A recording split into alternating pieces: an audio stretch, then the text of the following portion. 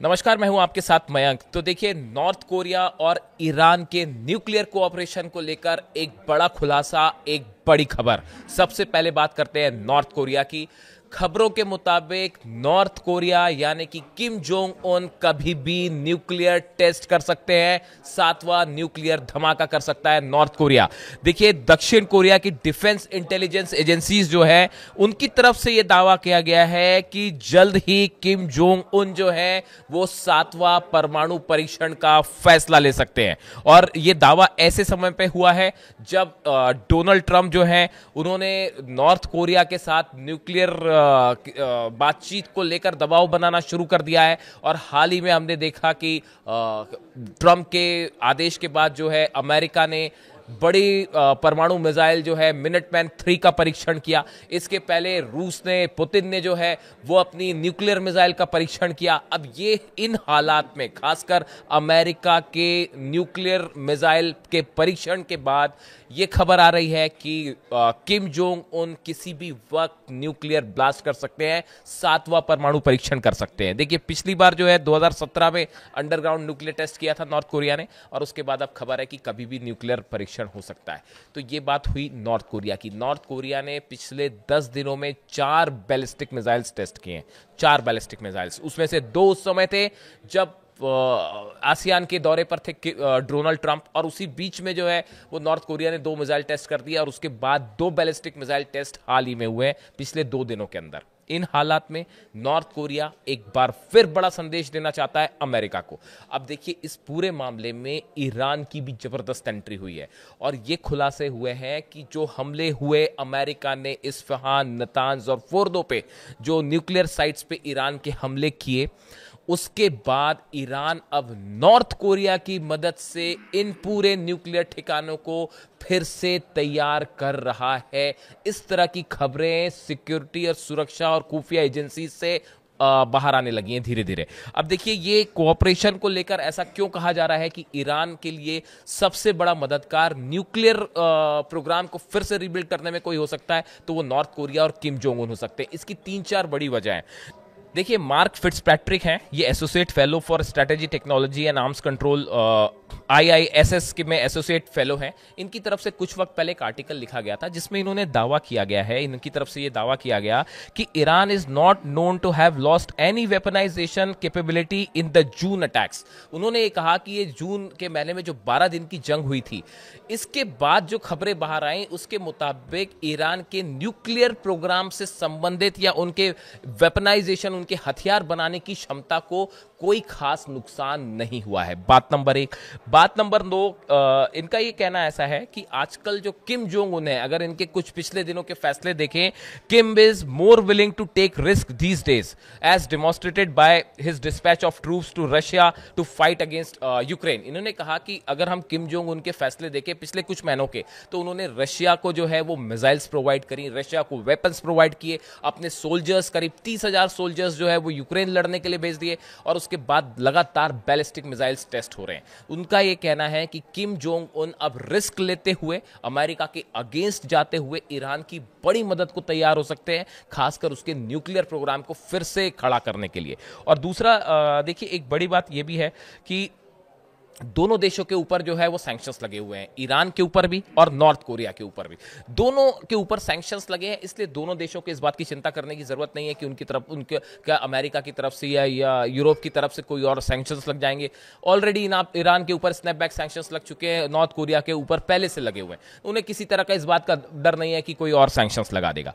इसके अलावा देखिए, एक और जो बड़ी बात है वो ये है कि ईरान जो है वो न्यूक्लियर मामले को लेकर अपना परसेप्शन बदलने में लगा हुआ है। देखिए, हम सब जानते हैं कि अली खामेनी साहब की तरफ से हमेशा ये कहा गया कि ईरान किसी तरह का कोई न्यूक्लियर वेपन नहीं बनाएगा, एटमी धमाका नहीं करेगा, क्योंकि ये मानवता के खिलाफ है। ये एक वेपन ऑफ मास डिस्ट्रक्शन है जिसका हम कभी इंसानियत के खिलाफ गलत इस्तेमाल नहीं करेंगे और हम इसे नहीं बनाएंगे। लेकिन इसके साथ ही ईरान में बहुत बड़े नंबर्स में अब ये सांसद भी ये कह रहे हैं और बड़ी संख्या में लोग भी ये कह रहे हैं कि ईरान कभी न्यूक्लियर बॉम्ब का पहले इस्तेमाल ना करे, किसी तरह का उसका मिसयूज ना करे, लेकिन खुद की सुरक्षा के लिए एक डिटरेंस के तौर पर ईरान को न्यूक्लियर धमाका करना चाहिए और बम बनाना चाहिए, ताकि अगर दूसरा देश, जैसे पिछली बार हमले हुए तीनों न्यूक्लियर साइट्स पे अमेरिका ने हमले किया, या इजराइल की तरफ से हमले होते और तेहरान में हमने देखा बम्बार्डमेंट्स हुए जिसमें आम लोगों की मौत होती है, ऐसे सूरत में ये न्यूक्लियर बॉम्ब एक डिटरेंस के रूप में काम करेगा और सामने वाला देश शायद हमला ही नहीं करे। इसलिए एक बड़ा परसेप्शन चेंज है ये ईरान में कि क्या न्यूक्लियर वेपन बनाना चाहिए, और इसको लेकर वहां एक बड़ी डिबेट छिड़ी हुई है। इन हालात में कई लोगों का यह भी मानना है कि अगर ईरान न्यूक्लियर बम बनाता है तो ये किसी तरह के आदेश का कोई उल्लंघन नहीं होगा, ये सेल्फ डिफेंस के लिए होगा। तो ये देखिए, किसी भी सोसाइटी में जब कोई फैसला होता है, कोई भी देश जब फैसला होता है तो उसके अंदर पहले विचार विमर्श होता है, अच्छे से चर्चा होती है, दोनों पक्षों की बातें सुनी जाती हैं, उसके बाद फैसला लिया जाता है। तो ईरान का एक वर्ग ऐसा है जो कि ये कहता है कि अली खामेनी साहब का जो आदेश है वो सबसे बड़ा है, सर्वोच्च है, वो जो फैसला लेंगे वो बिल्कुल उसको माना जाएगा। लेकिन अगर किसी तरह का बम ईरान बनाता है तो ये किसी तरह का ये सिर्फ सेल्फ डिफरेंस के लिए होगा और ये किसी तरह के किसी आदेश का उल्लंघन नहीं होगा। ऐसा कई सारे लोग इस बात को मान के चलते हैं। इसके अलावा आप देखिए, अगर नॉर्थ कोरिया और ईरान की बात करें तो मिसाइल कोऑपरेशन दोनों देशों के बीच में 1987 से चल रहा है, जब से कहा गया कि North Korea has sold ballistic missiles to Iran and other Middle Eastern countries. 1987 से ये कोऑपरेशन चल रहा है। उसके बाद कई सारी ईरान की बैलिस्टिक मिसाइल्स जो रही हैं, पहले हमने देखी, इसकी जो टेक्नोलॉजी है, बताया जाता है ये नॉर्थ कोरिया की मिसाइल्स की टेक्नोलॉजी पे बेस्ड है। देखिए, इसके साथ खबर ये भी थी कि 2020 में 2020 में नॉर्थ कोरिया और तेहरान ने लॉन्ग रेंज बैलिस्टिक मिसाइल पर एक साथ मिलकर काम करना शुरू किया था। और देखिए, कुछ ही समय में एक तरफ ईरान जो है वो आईसीबीएम का दावा कर चुका है, जो मैंने अपना पिछला वीडियो बनाया कि आईसीबीएम बना चुका, और उसका वीडियो भी सामने आया और क्लेम कर लिया है कि आईसीबीएम बन चुकी है, 10,000 किलोमीटर रेंज है। वहीं दूसरी तरफ लगातार जो है वो नॉर्थ कोरिया भी अपनी लॉन्ग रेंज बैलिस्टिक मिसाइल्स का परीक्षण कर रहा है, और एक बहुत बड़ी लॉन्ग रेंज की मिसाइल जो है वो बताया जा रहा है कि कभी भी टेस्ट हो सकता है नॉर्थ कोरिया की तरफ से, जो कि अमेरिका तक वॉर करने में वो भी सक्षम है। अब इन हालात में देखिए, दोनों देशों के बीच जो कोऑपरेशन चल रहा है और जो स्थितियां हैं, इन सूरत में बताया जाता है कि नॉर्थ कोरिया और ईरान दोनों मिलकर ईरान के जो न्यूक्लियर प्रोग्राम को नुकसान पहुंचा है उसको मिलकर खड़ा कर सकते हैं। देखिए, जो रिपोर्ट्स कहती है, जो इंटेलिजेंस की रिपोर्ट्स बताती हैं कि नॉर्थ कोरिया के पास जो कैपेबिलिटी है यूरेनियम एनरिचमेंट करने की, देखिए उनके दो फैसिलिटीज हैं, एक है योंगब्योंग और दूसरी है कैंगसोंग।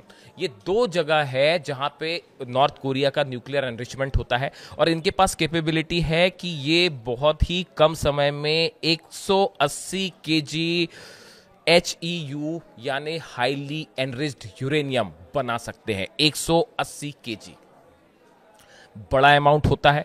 इससे जो है करीब 6 से 7 न्यूक्लियर बॉम्ब बनाए जा सकते हैं, और अगर ये enriched uranium north Korea Iran को प्रोवाइड कर दे तो ये एक बड़ा डेवलपमेंट होगा, और इसमें कोई बड़ी आश्चर्य की भी बात नहीं होगी। बड़े सारे एक्सपर्ट्स ये कहते हैं। देखिए, असल में अमेरिका की कोशिश ये है, इजराइल की कोशिश ये है कि सैटेलाइट्स के जरिए समंदर में तमाम सर्विलांस करके इन जहाज़ों को बैन किया जाए। जो खबरें आती रहती है कि अमेरिका ने ईरान के जहाज़ों को बैन कर दिया, तेल ले जाने वाले जहाज़ों को बैन कर दिया, लेकिन इन तमाम कोशिशों के बावजूद हकीकत यह है कि ईरान का ऑयल इंटरनेशनल मार्केट में बिक रहा है, ग्रे मार्केट के जरिए बेचा जा रहा है, चीन भी खरीदता है, कई देशों तक जा रहा है।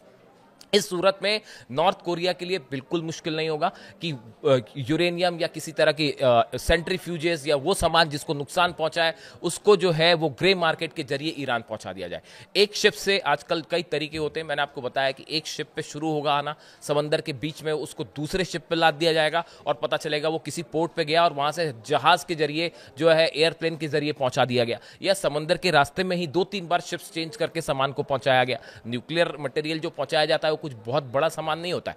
इस सूरत में इनका जो है ग्रे मार्केट के जरिए इसे एक जगह से दूसरी जगह पहुंचाना और उस पर रोक लगाना अमेरिका और इजराइल के लिए बेहद मुश्किल होगा। तो इस सूरत में अमेरिका के लिए ये एक बड़ी चुनौती है कि अगर नॉर्थ कोरिया और ईरान के बीच जिस तरह की खबरें हैं कि ये कोऑपरेशन फिर से तेजी से शुरू हो चुका है और ईरान के जो न्यूक्लियर ठिकाने हैं उनको रिबिल्ड करने का काम जो है वो north Korea Kim Jong Un कर सकते हैं, इस सूरत में ये एक बड़ी खबर होगी ईरान के लिए, नॉर्थ कोरिया के लिए, और बड़ा चैलेंज होगा अमेरिका और इजराइल के लिए।